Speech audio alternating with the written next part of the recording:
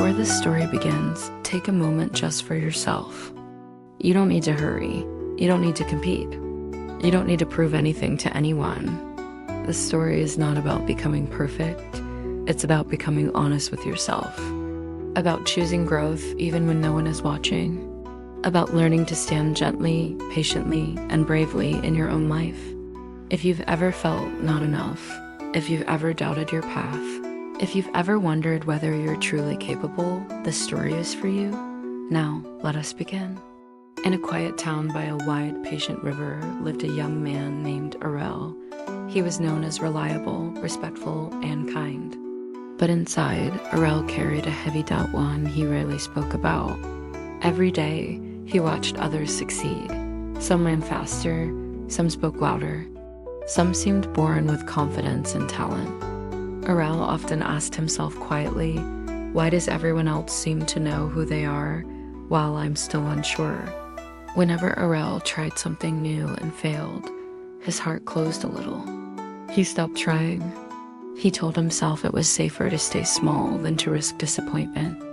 One evening, while walking by the river at sunset, Arel noticed an old man sitting beneath a fig tree. Master Ronen, a teacher known for seeing what others overlooked. Ronen looked at Arel and smiled gently. You walk like someone carrying an invisible weight, he said. Arel hesitated, then finally spoke. I try to be better, but I feel like I never measure up. No matter how hard I work, I'm always behind. Ronen reached into the river and picked up 2 stones, one smooth, one rough. Which one do you think is better? Ronen asked. Arel studied them. The smooth one, he replied. Ronen nodded. And yet both were once rough. One simply stayed longer in the river. Arel frowned slightly. Becoming your best, Ronen said softly, is not about speed. It is about staying present long enough to be shaped. The next morning, Ronen gave Arel a quiet challenge. For 30 days, he said, do one thing each day to become a little better than yesterday. Not for praise, not for comparison. Only for yourself, Arel agreed, though doubt followed him home. Day 1, he woke 10 minutes earlier.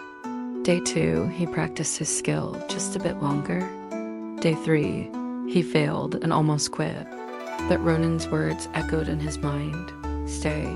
So Arel stayed. Some days he felt strong. Some days he felt tired. Some days progress felt invisible. But slowly, something changed. He began speaking more kindly to himself. He stopped measuring his worth by other people's success. He noticed improvement, not loud, not dramatic, but real.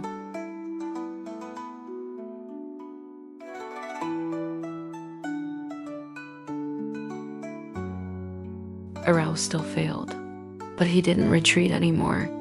He learned, he adjusted, he returned.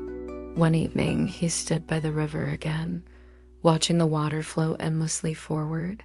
Ronen appeared beside him. Tell me, Ronen asked, do you feel different? Arel smiled gently. I still have far to go, he said. But I no longer feel lost. Ronen nodded. That is what it means to be the best you can be, he said. Not finished. Not flawless. Just moving forward honestly and bravely. Arel finally understood. Being the best version of himself wasn't about becoming someone else. It was about respecting his own pace, honoring his effort, and staying in the river long enough to be shaped. And from that day on, Arel stopped chasing perfection and started choosing growth. You don't need to rush to become better. Comparison steals joy and confidence.